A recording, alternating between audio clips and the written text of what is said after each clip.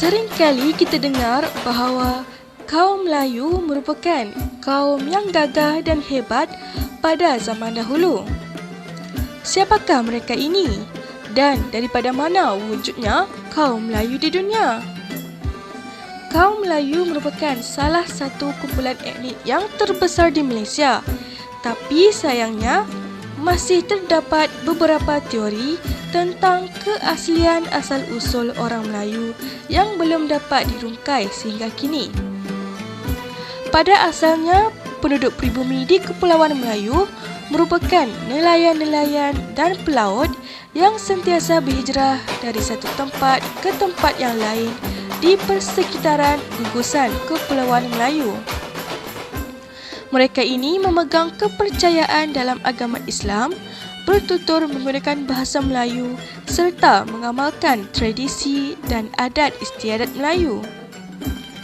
Setelah gugusan Kepulauan Melayu telah dibahagikan dua oleh penjajah Inggeris dan Belanda, masing-masing menduduki kawasan yang pada hari ini kita sebut sebagai Malaysia, Brunei dan Indonesia.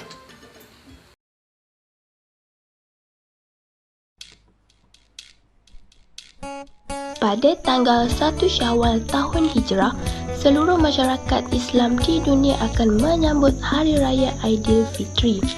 Di Malaysia, sambutan Hari Raya ini disebut juga sebagai Hari Raya Puasa. Hari Raya ini setelah menghabiskan kewajipan puasa pada bulan Ramadan. Antara tradisi umat Islam di negara ini menjelang kedatangan 1 Syawal adalah dengan menyediakan pakaian baru untuk keluarga, menghias rumah dan membuat berbagai-bagai jenis kuih tradisi untuk dihidangkan.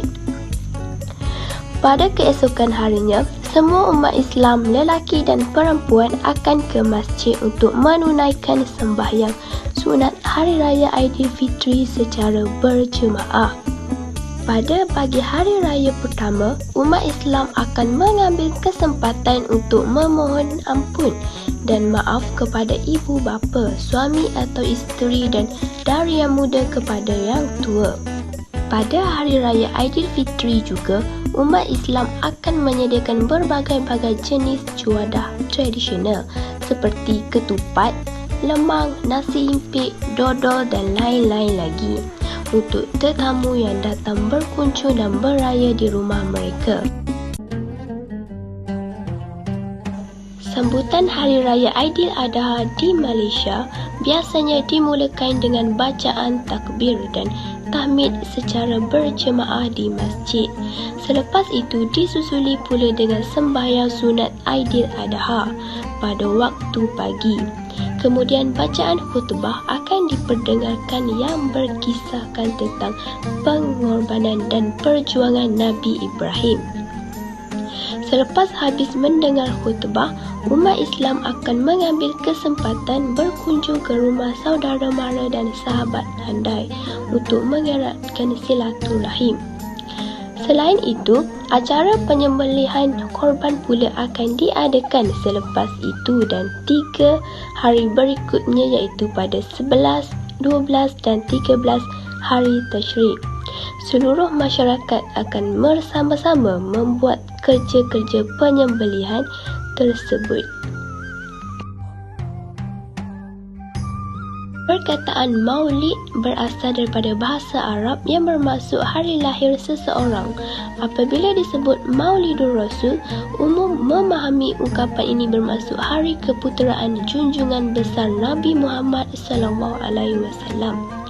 Nabi Muhammad SAW dilahirkan di Tanah Suci Mekah pada 20 April tahun Masihi 571 bersamaan 12 Rabiul Awal tahun Gajah. Lazimnya mengadakan syarahan memperingati junjungan besar Nabi Muhammad SAW, orang ramai berselawat, berarakan dan lain-lain lagi.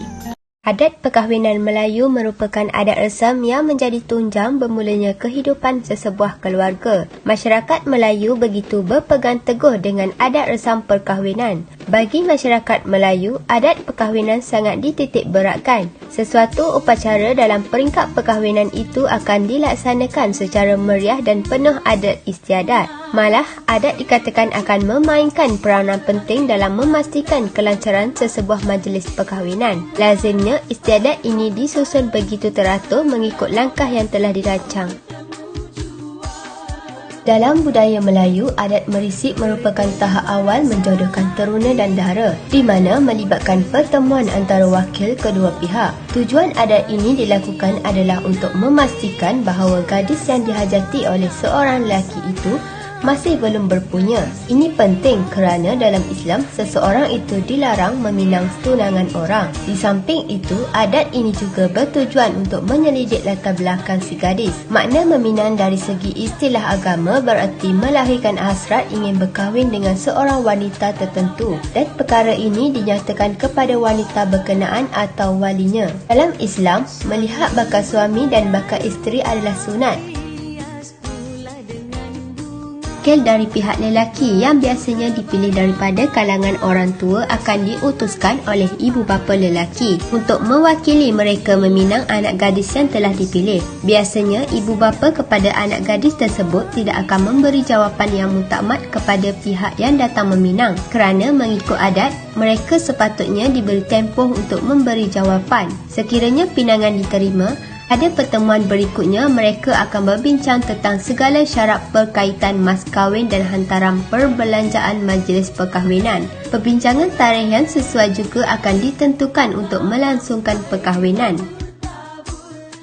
Akad nikah merupakan upacara kemuncak dalam perkahwinan masyarakat Melayu. Ia bukan suatu adat tetapi lebih kepada tuntutan ajaran Islam. Istiadat ini dijalankan selepas segala perjanjian yang dikenakan kepada pihak lelaki telah dilaksanakan seperti wang belanja, mas kahwin dan barangan lain, seperti mana yang telah dipersetujui oleh kedua belah pihak. Semasa upacara akad nikah, bapa pengantin perempuan perlu menjadi wali untuk menikahkan anaknya. Walau bagaimanapun, dia juga boleh mewakilkannya kepada tok kadi atau imam. Kebiasaannya, majlis akad nikah akan dijalankan di rumah pengantin perempuan sehari sebelum majlis perkahwinan diadakan. Pada hari berkenaan, pengantin lelaki akan mengenakan baju Melayu berwarna cerah dan majlis diadakan menyerupai majlis pertunangan. Sebelum upacara dijalankan, wang belanja, mas kahwin dan lain-lain hantaran akan diperiksa oleh Tuan Kadi beserta 2 orang saksi bagi pihak perempuan.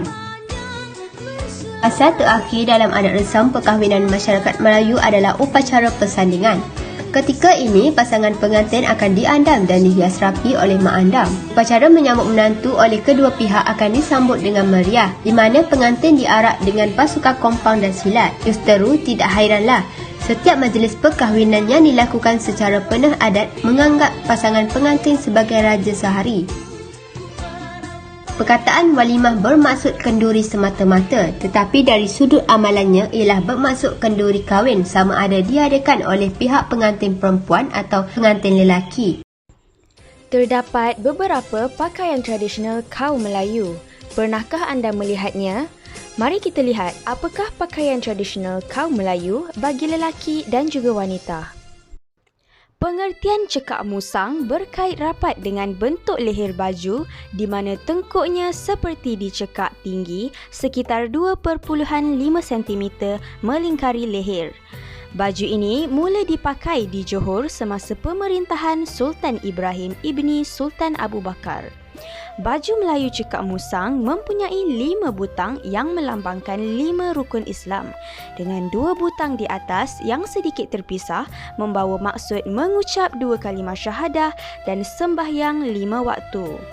3 butang selebihnya pula bermaksud berpuasa di bulan Ramadan, membayar zakat dan mengerjakan haji bagi mereka yang mampu.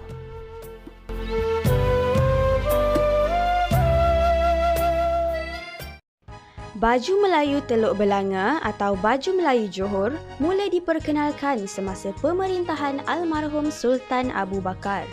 Terdapat pelbagai bentuk sulaman yang dipadankan pada bahagian leher seperti mata lalat, tulang belut dan insang pari. Baju Melayu Teluk Belanga hanya mempunyai 1 butang sahaja yang melambangkan tauhid, iaitu Tuhan Yang Esa. Selain itu, 3 saku yang berada satu di bahagian atas dan 2 di bahagian bawah pula melambangkan Islam, akidah dan ihsan.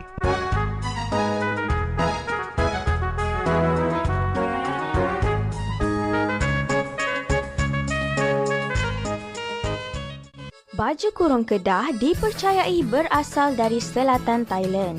Hal ini dikatakan demikian kerana baju kurung Kedah mempunyai potongan baju yang pendek di bahagian pinggul dan lengannya pula 3 suku. Baju kurung Kedah terdiri daripada baju yang longgar dan diperbuat daripada kain kapas yang bermotifkan bunga kecil.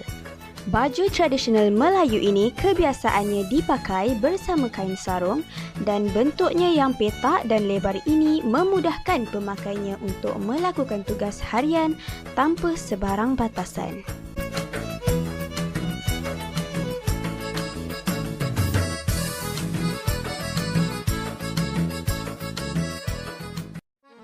Baju kebaya sememangnya merupakan pakaian tradisional masyarakat Melayu Nusantara yang masih dipakai hingga ke hari ini. Tekstil utamanya diperbuat daripada kain kasar yang dipasangkan dengan sarung, batik atau pakaian tradisional lain yang seumpamanya seperti songket dengan motif pelbagai corak dan warna. Selain baju kebaya biasa, terdapat juga baju belah kebaya panjang.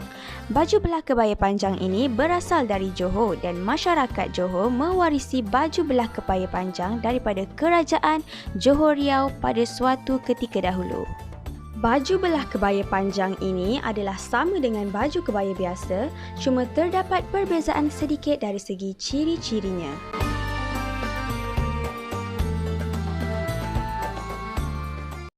Kraft tangan adalah penghasilan peralatan berguna atau hiasan dengan menggunakan tangan sepenuhnya. Berikut merupakan antara seni kraft tangan Melayu. Seni kraft tangan Melayu yang pertama adalah wau. Seni kraft tangan ini mempunyai unsur budaya Melayu asli yang dapat dilihat pada bentuk dan rekaan corak yang terdapat pada wau tersebut.